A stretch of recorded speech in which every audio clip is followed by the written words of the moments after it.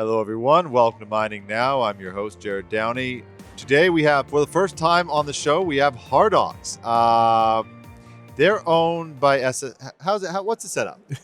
Well, SSAB is the parent company. It's a parent company. And Hardox is a brand that SSAB owns, and it's our branded wear plate. There you go. So I need some help with my intro sometimes. And on the show, we've got Jimmy Allen.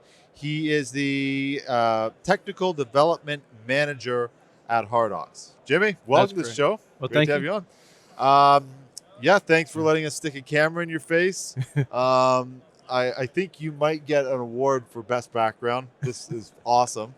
If the other companies would let us, we'd probably just film some more episodes here. But give us a little background. Who is Hardox? Well, Hardox is a branded steel, and it was actually produced first in Oxelson, Sweden. So it kind of developed out of SSAB starting to produce T1, which is a structural steel. It's 100 KSI. And so SSAB actually got the rights, or they got the how do you say it? But they got the rights from U.S. Steel to produce what they called T1 as a structural steel, a quench and tempered steel, back in the 70s. And so from that, over several years of development, they started to make a 400 Brunel steel, and they made it as a great wear steel, and so they started calling it Hardox. I just want to just take a step back, just for, well, myself, a lot of people that are watching that are in that business will know the terminology. Can you just explain just quickly some of the gradings, and just so we know what the context of what we're talking about? Well, T1 is a 100 KSI yield strength structural steel, and a lot of steel companies around the world make it now. Okay. And T1 is kind of a brand name that U.S. Steel branded as actually patented and branded as their supreme structural steel several years ago. Right. And so SSAB started developing the T1 for use over in Europe, and out of that they started going beyond 100 KSI and starting making steels that are stronger and harder. So the 100 KSI, that's a rating of strength then? Correct. Yeah. That's the yield strength. And it goes, higher number is stronger? That's correct. Well, okay. Where have they gotten to? I'm probably jumping ahead here on some topics, but where have they gotten to in steel strength now? Well, I mean, now we make steels that are, about 200 KSI in yield strength. Wow, so it's probably strong. So who's the client base for Hardox? We'll be discussing some other industries as well, but in the mining space, who are you going to? In the mining space, I mean, pretty much anybody that's building equipment that shows wear. So anybody who's ground engaging, so if it's buckets, anybody who's building mining haul trucks, any type of excavators, dozers, I mean, a lot of chute liners. Yeah. So pretty much a lot of the different applications and types of equipment that are in mining needs wear plate to be able to survive.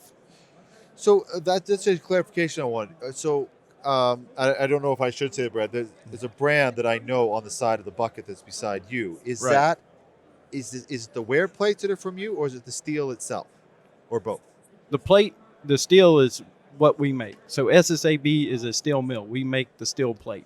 Yeah. Now we sell the steel plates to a lot of like what we call Hardox wear parts customers, or other customers that actually take the plate, they bend, cut, and weld, and they fabricate buckets, dump bodies, and a lot of other applications. not just the wear parts, but the actual bucket itself. Then, that's correct. And so I wanted to just kind of, on the wear plate side, that is a major part of the business. Yes. So the wear plates, they're getting manufactured. Different companies are manufacturing different, but it's the same steel essentially, right? That's the funny thing. See, with a lot of your normal steels, they get certified to a certain ASTM or EN standard grade. With wear steels like AR 400 or Hardox 450 and our new Hardox 500 Tough, those grades are specifically sold by hardness. So there's no real ASTM or EN governing standard for those types of steels. That's one of the big differences with Hardox when you compare it to commercial AR grades of steel. Hardox comes with a whole set of guarantees that most nobody else can match when you're looking at AR types of steels. Let's talk about our Heavy Industry World Tour brought to you by Savona Equipment. Find, market, and sell surplus and used equipment. And FogMaker. Protect lives and vehicles with FogMaker fire suppression systems, because safety can never be a compromise. We are heading to events across North America and Australia and filming episodes on location. Email us at info@crownsmen.com to be part of Crownsmen's Heavy Industry World Tour. SafeGauge specializes in innovative safety solutions, ensuring precision and reliability when conducting routine heavy vehicle maintenance. Their award-winning Safe Test range ensures workplace safety and efficiency. Their technology allows live testing to be completed up to 100 meters away, removing technicians from the line of fire and eliminating live work. SafeGauge. Work smart, stay safe. Visit safegauge.com today. Need a complete and easy to integrate solution to unlock aerial insights and boost productivity on your mine sites? Wingtra offers a complete drone data platform from flight planning to capture to high quality mapping outputs, so companies can get reliable and high accuracy insights on any project, no matter how large or complex. From surveying to construction to mining, Wingtra is the aerial data platform industry leaders worldwide turn to for safer and more productive operations, empowering industries with accessible, high-precision views that transform their businesses. Wingtra takes drone innovation to the next level. Visit wingtra.com to learn more. CIM is Canada's leading technical institute dedicated to the sustainability of our industry. Members enjoy professional growth opportunities through CIM libraries, publications, webinars, societies, and the job board. Experience the CIM community firsthand at the Conference of Metallurgists, August 19th to 22nd, ICARD, September 16th to 20th, and the CIM Health and Safety Conference, October 6th to 8th. Visit CIM.org for more information and join CIM today. So what that you brought up this tough. Let's get into that, because is that a new product for you? It's fairly new for us. It was developed about 5 years ago, but it's basically our new version of a general wear steel. Okay. In other words, Hardox 450 has been our go-to workhorse for many years now.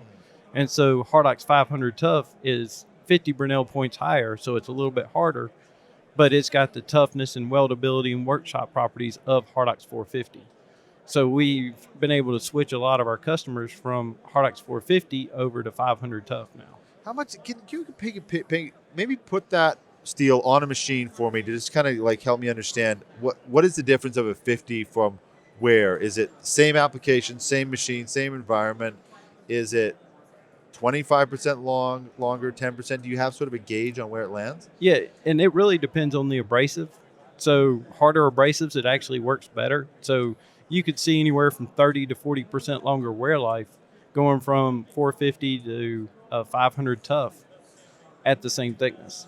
Okay, sorry, what was the number again? 30 to 40% wear life improvement. Wow, okay, so this is like a big jump. That's correct. And you said something that more abrasive material is better? Yeah, I mean, softer materials like limestone really don't, you don't get as much improvement in wear life by going with a harder steel. Right, the harder steel showcases the value of the harder steel. Correct. Got it, okay. So these machines, so where would this 500 Tough then, where would its application, if you walk us through a few where you go, this is the spot for this? Well, basically we've used it in so many applications now, anything from buckets to haul truck liners, liners and chutes. I mean, pretty much almost any type of application where you'd normally use an AR 400 or 450 or even 500, we've used 500 Tough. Nordlock Group, a global expert in bolting and engineering solutions, offers technologies for the challenging environments of the mining industry. Their products help to increase safety and lower costly downtime for machinery such as rope shovels, haul trucks, and drills. Discover their comprehensive portfolio, including Nordlock wedge locking washers for superior vibration resistance, the expander system for pivot pins with robust durability, Superbolt strut kits for precise alignment and maintenance ease, and bolt-tight hydraulic tensioners for reliable bolt tightening in confined radial spaces. Visit nord-lock.com to learn more. In the demanding world of mining, safety and performance are paramount. Sophie is a comprehensive solution built for the unique needs of the mining industry. From the ground up, their technology helps everyone who works in, manages, and leads mining operations to create high-performance work environments and ensure they come home safely every day. Create the workplace everyone wants to be a part of. Choose Sophie. Visit sophie.com to learn more. Orica Digital Solutions seamlessly connects customers' physical and digital worlds so they can readily understand and optimize operations at every step of the value chain, from exploration to processing. BlastIQ is an innovative platform which transforms how drill and blast data is used to unlock mining value. BlastIQ provides easy access to historical and key performance indicators that drive continuous improvements, enhance productivity, and reduce the overall cost of operations. To learn more about BlastIQ and how it can support your operations, visit orica.com/BlastIQ. How do you get your clients? Do you have to now go educate them all and say, hey, we've got a new, and then of course there's the question like you brought up, usability in the shops, cuttability, weldability, all that sort of stuff. How is that's all tested before you get it, of course? Yeah, each plate comes with what we call a mill certificate. So a test certificate stating this is the hardness, and with 500 tough, it comes with a guaranteed Sharpie impact toughness. So those numbers will be listed on this mill cert along with the chemistry. And so that goes with the plate to whatever customer ordered it. So they'll use it in a number of applications to build buckets or reline chutes. There's so many applications now that we've used 500 tough in. It's hard to pick out any specific spot anymore because we've used it to replace 450 in so many applications. Yeah. What has the feedback been from your partners, your clients? Most everyone has been pleasantly surprised with it. They generally tend to like it very well. You're getting that 30 to 40% wear life improvement. Yeah. In some cases, they can reduce the thickness somewhat to make the equipment a little bit lighter. So I see. Okay, yeah. So it's like if you have a bucket, you may want to make it, say, a little bit lighter, or maybe you want to keep the same weight, but you can make it a little bit wider so they can scoop more material each pass. Oh, so it's giving them actually some flexibility. Yeah. Right. So flexibility, you can either go with, say, a little bit more wear life, or maybe a little bit lighter, or maybe you make that piece of equipment maybe a little bit larger just so it can carry more each load. Right. What are some other products? Like, does it just keep going up? Like, can you go into like a 600?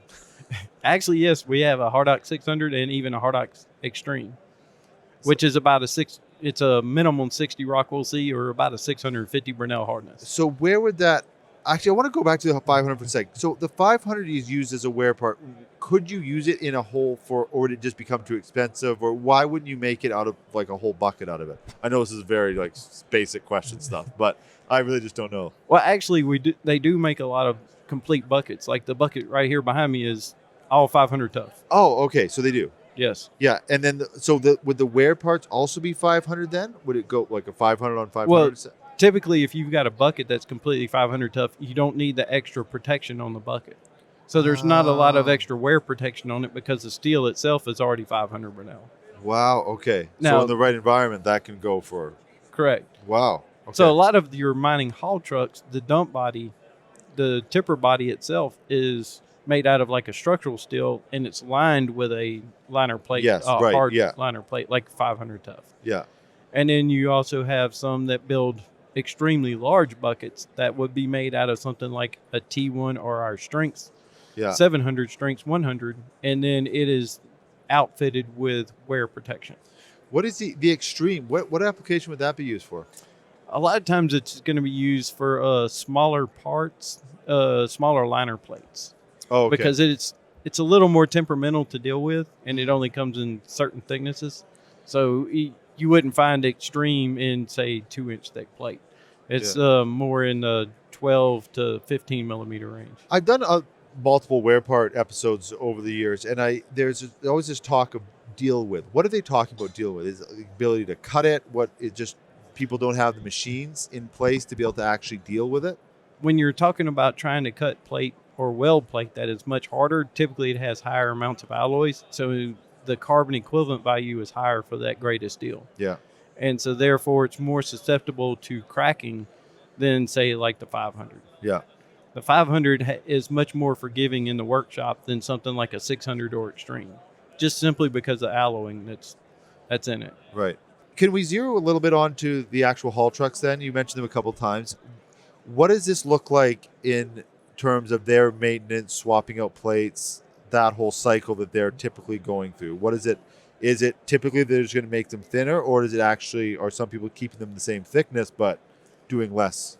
Yeah, it really depends on the mine itself, because I mean the mine will determine, do they need the dump body itself to be lighter so they can carry more material, or are they looking for longer wear life? Right. And then, they have to change out these liner plates every so often. So, and the dump body itself, a lot of times the structure gets damaged during operation. So they're going to have to take that dump body out of service and actually do a lot of structural repairs. Yeah. So with Hardox, a lot of times we can extend the service life so you can get, say, 3 liner changes for the one before that dump body needs any structural repairs, compared to doing it 4 times. So therefore that cuts down your amount of maintenance time on that on that piece of equipment. Yeah, it's but the other thing I wanted to talk to you about is just like all these calculation stuff that goes into what you need. I saw on your website you have like it's some sort of like a steel. Now I'm forgetting what it was. It was like a steel calculator or a hardness calculator. I forget what. Well, we have wear calc.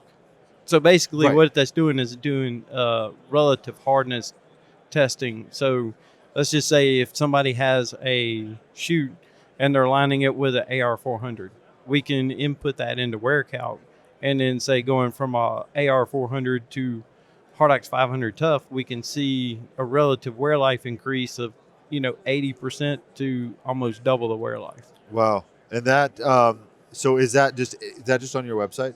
It's on the website. It's also a mobile app, so you can download it on your phone. And you input, say, what type of abrasive, what's your original wear steel and thickness, and then what you're upgrading to. There's also another one. There's an SSAB Eco Upgrade app. So is that what you're talking about? No, that's the Eco Upgrade has to do with, say, weight reduction and the potential savings that you can have as that truck's in operation. Can you give an example? Yeah, that's like if you have, say, an on-the-road dump body. Yeah. Then you make it, let's just say overall we reduce the weight of the whole dump body, say 10 to 20% or 15%, just for estimates. Then that dump body can carry more material each pass. Right. And with Eco Upgraded, we would say this dump body's going back and forth, load after load. And so they're carrying material 50% of the time. Because on their trip back, they're empty. And so what we can do is say, the Eco Upgrade will say how much CO2 savings they're seeing by having a lighter dump body. Right. And we can also estimate how much improvement in revenue the end user can see because they're carrying more material each trip that they're taking to be dumped. Who is the one that educates them on that? Is that is the attachment company that's working with them, or how do you sort of communicate these? It just seems like it would be an easy thing to slip through a company's already got this type of steel they use. They have what they order. There seems like there'd be almost that little thing you'd have to get over to say, hey, we got something new now. It's like, yeah, but this is working fine. Well, that's where we come in. That's kind of my job is traveling around to different customers, and whether it be an OEM, end users, we set up meetings with all different types of customers and explain to them, this is a new type of steel we have coming out, and these are the things that we plan to be using it in, or these are applications that we've seen it used in several times. And then we help to educate them on where life increases, things like Eco Upgrade and what they could see. And it's like, some of our customers are what we call Hardox in my body customers. So basically, these people have used Hardox completely to build their dump body, and we can work with them to do an Eco Upgrade on this model, and they would have that to pass on to their customers to say, this can save you this can save you so much money in fuel, or you can carry more load, so you're getting a better revenue return. Well, the other thing I thought of is this conversation is that if your maintenance is down, one of the challenges in the mining industry, of course, is attracting new talent. There's worker shortages and all that sort of thing. Right. All of a sudden, you're dropping. If you increase your wear part swaps by 30%, you're talking that now someone who does know what they're doing can be on that site that much more doing it. So there's also a personnel advantage if you're getting that much efficiency out of a wear part, right? Oh yeah. Yeah. So I mean, yeah, when you're reducing downtime, that's money for a mine. So reducing downtime, reducing the amount of labor it takes, it's safer for the mine because that's less times per year. Yeah. They have to have people in that that can be a quite dangerous environment. Yeah. It's great to talk to you. Thanks for coming on the show. We're going to do another one here on a different series with you, but it's great to talk mining. I mean, I know a lot of the brands that your steel is on. I didn't know it was Hardox steel. Now I know. So very good to have you. All right. Hope we do it again. Thank you. We will do it again. Okay. Thank you very much, everybody, for watching. Of course, we're going to have a link to Hardox. Check them out. We're going to be doing 2 more episodes with them, just unpacking one more at Mine Expo, and then another one remotely. So make sure to follow them on LinkedIn. Do you have LinkedIn? Yes, I do. Yeah, and we'll have a link. You can connect directly with the guest as well. So thank you everybody for watching. We'll see you on the next episode of Mining Now.